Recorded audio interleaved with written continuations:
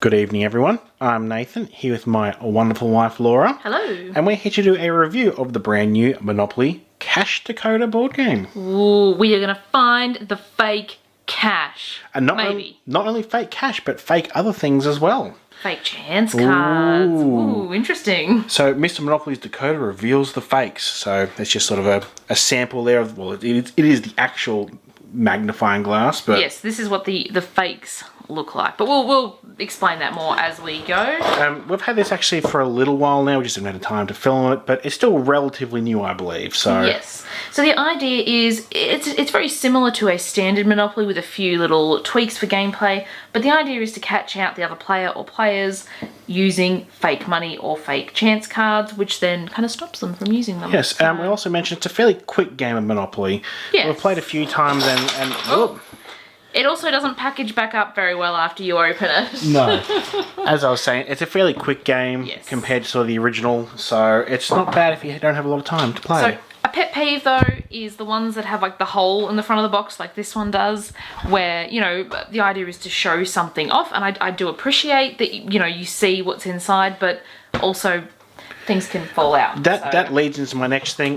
This was packaged eco-friendly, so all the pieces originally came in like paper bags, paper like cable ties, and yeah, it was like paper twine that tied things into the box and that. But unfortunately, it doesn't then store back in that well because there's no plastic tray as like you would have in the other version. Or sometimes they come with like a little like Hessian-y bag or something to put the pieces in. It didn't come with that. So what you see is what you get. So definitely get like a little like a bag or something to put them in when you're done. We didn't because we were just leaving it here to film today.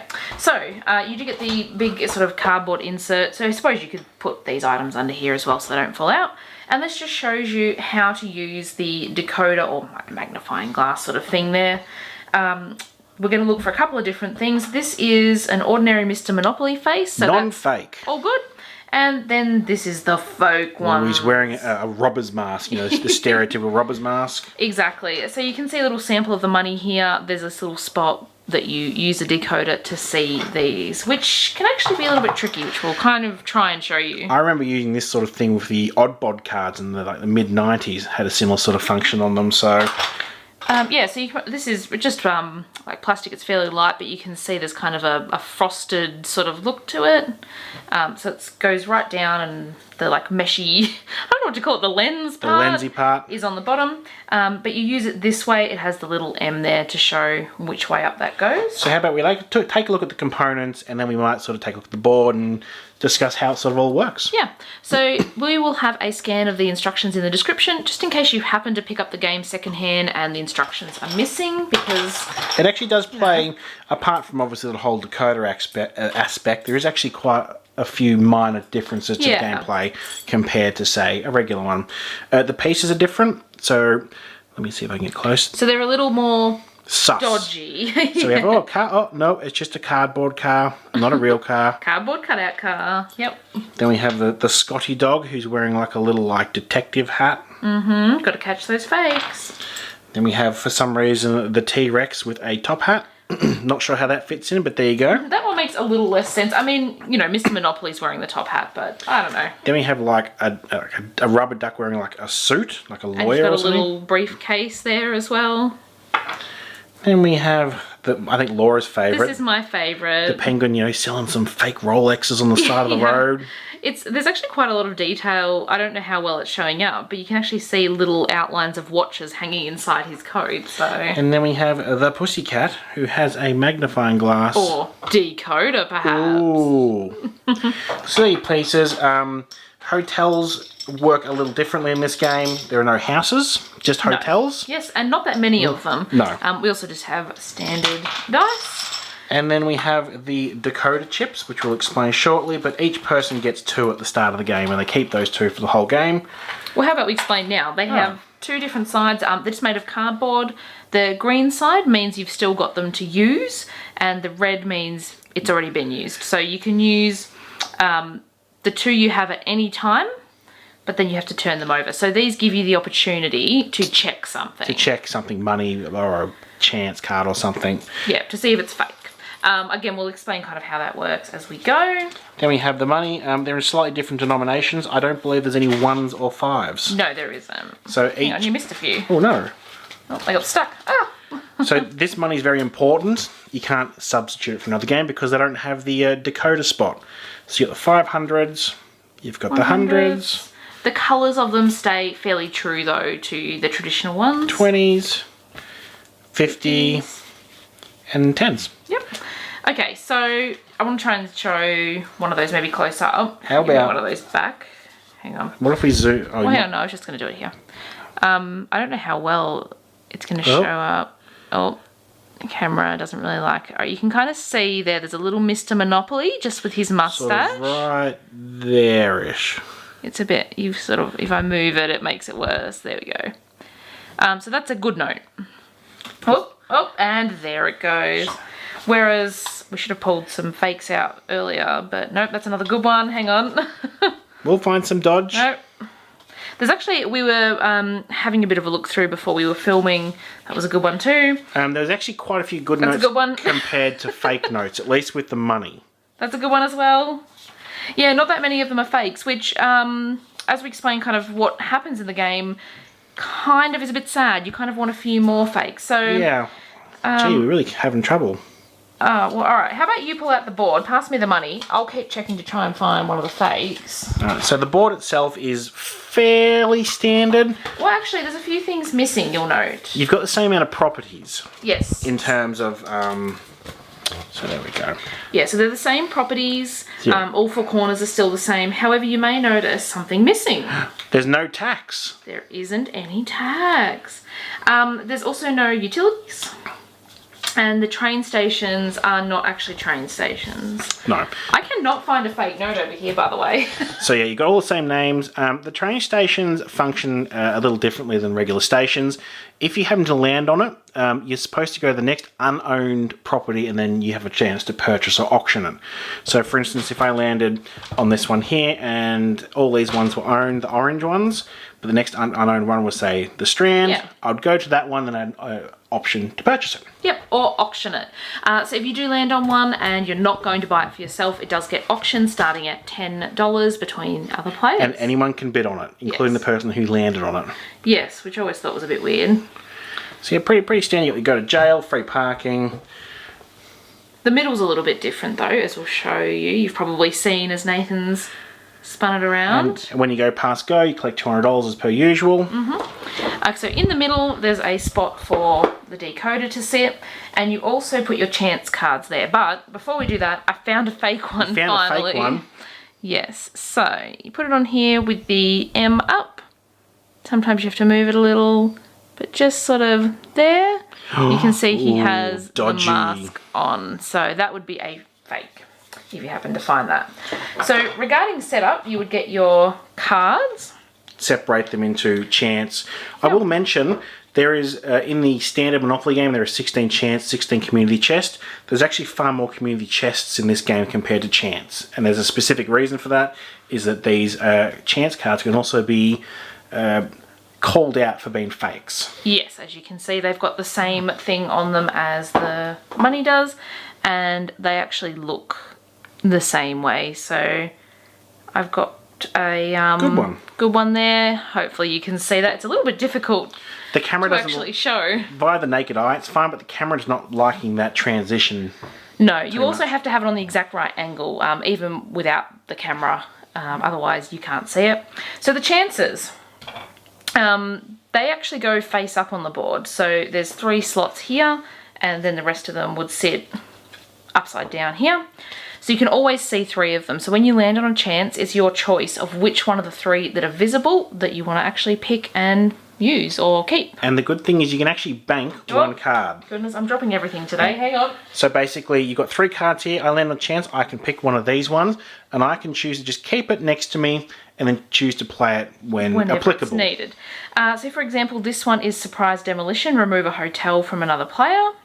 Keep a secret. When another player tries to check your notes or chance card, you can stop them. Flash sale. Put the least expensive unowned property up for auction. I think those are the main ones. Like, there's not a lot of flip all your different Dakota ones. chips so they all green side up, so it resets your chances. Greedy landlord, double the rent.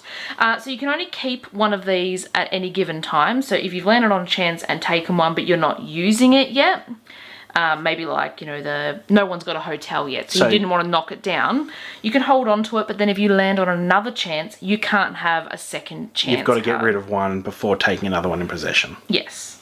Then we have our community chest cards. Now, these community chest cards, most of them are reasonable. There is one particular card that will almost guarantee to bankrupt a player during most parts of the game. So... Yes, which is how I lost last time we played. Yeah, I mean, Laura had like all the Mayfair, I think she had like all the reds and oranges, and then I pulled this card and bankrupted her straight away. When we find it, we'll show you. Have I gone past it? I wasn't watching. Property mogul. Somewhere.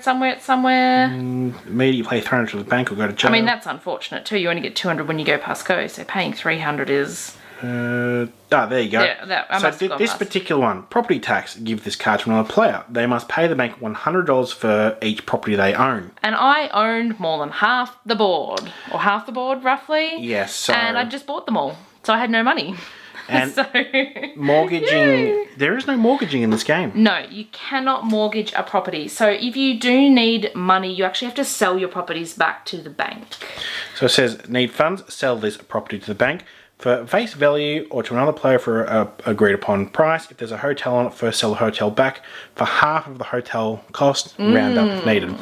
Now, paying rent works a little bit differently in this game as well. So there's standard rent. If you own the whole property, it doubles. They double. However, there's only one hotel per property that can be put on there. So there's no like 1, 2, 3, 4 houses and then a hotel. No, and as you can see, if I want to put a hotel on Coventry Street, it costs $650 for one hotel.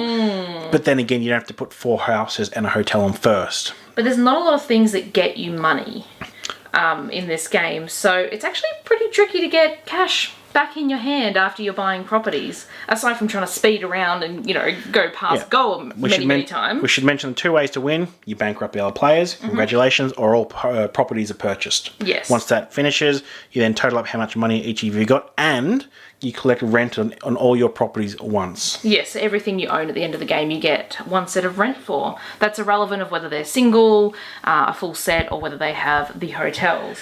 Shall we discuss the Dakota? The Dakota, the important part of the game, so of course. You've got each person playing has their 2 Dakota tokens. And they start out green, which means you've got them to use.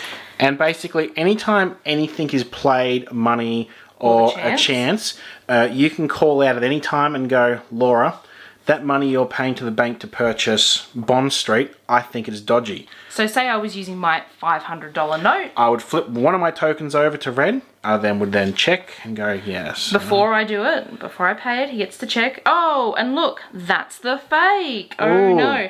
So what that means is that Nathan, because he's caught me out using a fake, he actually gets that $500 note. Yes, so at the end of the game, fake money is counted the same as regular money. Yes.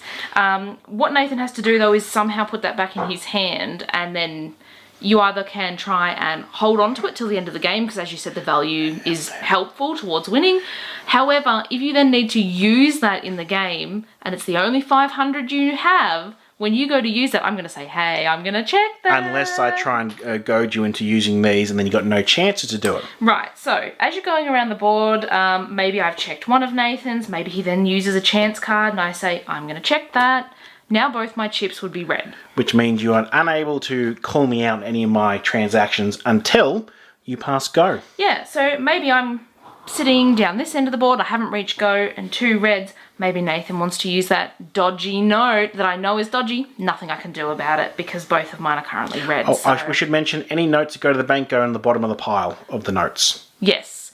So when you're putting money back in, that way if maybe you knew someone had a fake or they had a real note, you can't just then get it out of the bank next time you need it. So anyway, Laura's go wherever, around here, used all her chances.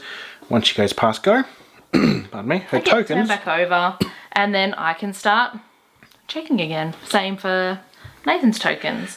So it's all very strategic. You wouldn't want to get to here and use them both up at the same time. And you're not going to want to check like a $10 note because you're not going to stop the player from doing that much with a $10 note. No, so you definitely want to use them every time you've got them near the end before you go past go. Otherwise, it's wasted opportunities. And obviously, you need to watch out for the chance ones too, because if you catch someone using a fake chance, then that goes back under the pile and that's it. They can't use that card. I should also mention, if I go, Laura, this money you're giving me, it's real. And I've gone... Yeah, so say, oh, I'm going to check that, turn that over, have a look. Oh, that's a real note. Nothing happens, you pay, or you could continue with the transaction. Nathan can still use his note because it's real. Continue with the transaction as normal. There are no consequences for the player calling out the other player. Yes, and because you don't actually know, you're just guessing. You're thinking, I'll just check that kind of thing.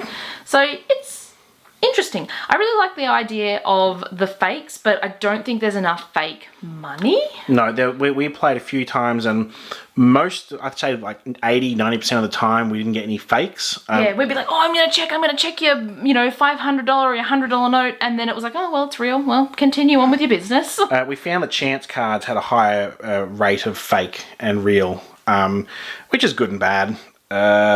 But yeah, it doesn't affect it too much that it really breaks it. But it's a nice little extra in the game. My main qualm about the actual gameplay is that not a lot of money comes back in. Like a lot of the chances, as you probably saw, that normally you would have like chance cards that give you money. Pass go or collect $200 from bank returns and things like that. None of these really do that. And so there's no money coming in necessarily from the chance cards. And because the game forces you to basically spend money every property that's unowned, either via auction or purchasing, we found we ran out of money very quickly. And then we got one or two out of these cards. And then I got this and the game was over. So... yeah, I mean, there's not a lot of these that really give you money either. This is definitely a game better play with more than two people. There are some Monopolies that play fine with two people, and this is the one where if you had, say, four people, and you're all checking each other's money, and there was a constant turnover and checking, I think you'd get a lot more sort of value out of it. I like it, but like I said, there's just those little niggly bits. Better than Monopoly Cheater. Well, you hated that one. Yeah. I can't remember. I don't actually think we've reviewed that on the channel. So, spoiler. No, I've just given Nathan's opinion on it. But yeah, I like gimmicky ones like this though. So, it's pretty good, pretty quick. I'd give it a go. It's not overly expensive either. If anyone's looking for it, I think Target in Australia it's like definitely 25 still has it. or 30. Yeah. Yeah, so... Yep. If you enjoyed watching this video, give us a thumbs up. Let us know in the comments section down below if you've given this one a go. Did you find many fakes when you played? We didn't. No, we really didn't. It was disappointing. Hit that subscribe button and check back soon. We have videos every single Tuesday. Sounds good. Thanks for watching. Bye-bye.